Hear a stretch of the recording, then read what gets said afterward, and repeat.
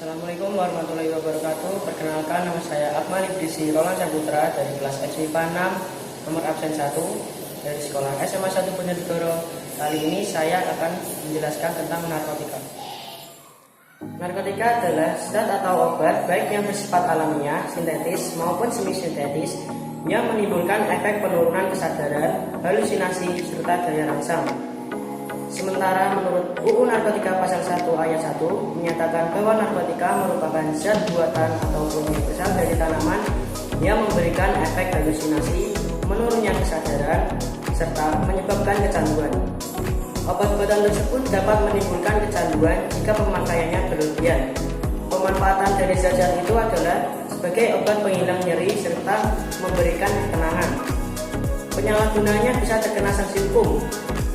Selanjutnya, jenis-jenis narkoba. Kandungan yang terdapat pada narkoba tersebut memang bisa memberikan dampak yang buruk bagi kesehatan jika disalahgunakan. Menurut UU tentang narkotika, jenisnya bisa dibagi menjadi 3 golongan berdasarkan pada resiko ketergantungan. Yang pertama, narkotika golongan 1. Narkotika golongan 1 ini seperti ganja, opium, dan tanaman koka sangat berbahaya jika dikonsumsi karena berisiko tinggi menimbulkan efek kecanduan. Selanjutnya, narkotika golongan 2. Sementara narkotika golongan 2 bisa dimanfaatkan untuk pengobatan asalkan sesuai dengan resep dokter. Jenis dari golongan ini kurang lebih ada 85 jenis. Beberapa di antaranya seperti morfin, alamfrodina, dan lain-lain. Golongan 2 juga berpotensi tinggi menimbulkan ketergantungan.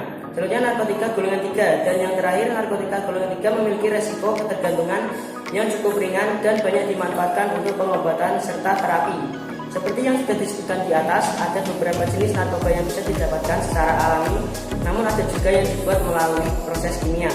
Jika berdasarkan pada bahan pembuatannya, jenis-jenis narkotika tersebut diantaranya adalah narkotika jenis sintetis. Jenis yang satu ini dapat didapatkan dari proses pengolahan yang rumit. Golongan ini sering dimanfaatkan untuk keperluan pengobatan dan juga penelitian. Contoh dari narkotika yang bersifat sintetis seperti ini: amfetamin, metadon, dexamfetamin, dan lain sebagainya. Narkotika jenis semi-sintetis.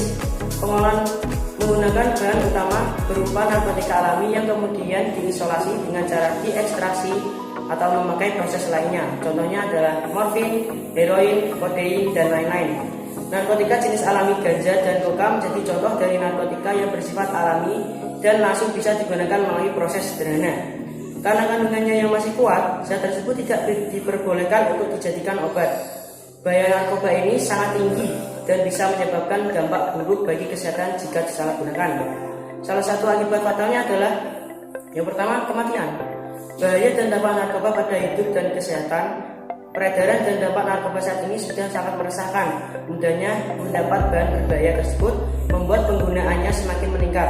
Tak kenal jenis kelamin dan usia, semua orang berisiko mengalami kecanduan jika sudah mencicipi zat berbahaya ini. Meski ada beberapa jenis yang diperbolehkan dipakai untuk keperluan pengobatan, namun tetap saja harus mendapatkan pengawasan ketat dari dokter. Ada banyak bahaya narkoba bagi hidup dan kesehatan, diantaranya adalah dehidrasi. Penyalahgunaan zat tersebut bisa menyebabkan keseimbangan elektrolit berkurang. Akibatnya, badan kekurangan cairan. Jika efek ini terus terjadi, tubuh akan kejang-kejang, muncul halusinasi, perilaku lebih agresif, dan rasa sesak pada bagian dada. Jangka panjang dari dampak dehidrasi ini dapat menyebabkan kerusakan pada otak. Halusinasi menjadi salah satu efek yang sering dialami oleh pengguna narkoba seperti ganja. Tidak hanya itu saja, dalam dosis berlebih juga bisa menyebabkan muntah, mual, rasa takut yang berlebih, serta gangguan kecemasan. Apabila pemakaiannya berlangsung lama, bisa mengakibatkan dampak yang lebih buruk seperti gangguan mental, depresi, serta kecemasan terus-menerus. Menurunnya tingkat kesadaran. Pemakai yang menggunakan obat-obatan tersebut dalam dosis yang berlebih, efeknya justru membuat tubuh terlalu rileks, sehingga kesadaran berkurang drastis. Beberapa kasus pemakai tidur terus dan tidak bangun-bangun. Hilangnya kesadaran tersebut membuat koordinasi tubuh terganggu, sering bingung, dan terjadi perubahan perilaku. Dampak narkoba yang cukup berisiko tinggi adalah hilangnya ingatan sehingga sulit mengenali lingkungan sekitar. Selanjutnya, dapat menyebabkan kematian. Dampak narkoba yang paling buruk terjadi jika si pemakai menggunakan obat-obatan tersebut dalam dosis yang tinggi atau yang dikenal dengan overdosis.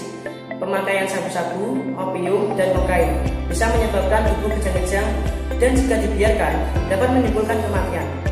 Inilah akibat fatal yang harus dihadapi jika sampai kecanduan narkotika. Nyawa menjadi taruhannya, gangguan kualitas hidup. Bahaya narkoba bukan hanya berdampak buruk bagi kondisi tubuh. Penggunaan obat-obatan tersebut juga bisa mempengaruhi kualitas hidup, misalnya susah berkonsentrasi saat bekerja, mengalami masalah keuangan, hingga harus berurusan dengan pihak kepolisian jika terbukti melanggar hukum. Pemakaian zat narkotika hanya diperbolehkan untuk kepentingan medis sesuai dengan pengawas dokter dan juga untuk keperluan penelitian. Selebihnya, obat-obatan tersebut tidak memberikan dampak positif bagi tubuh, yang ada kualitas hidup menjadi terganggu. Relasi dengan keluarga kacau, kesehatan menurun, dan yang paling buruk adalah menyebabkan kematian. Karena itu jangan coba-coba memakai barang berbahaya tersebut karena resikonya sangat tinggi bagi hidup dan kesehatan. Terima kasih. Wassalamualaikum warahmatullahi wabarakatuh.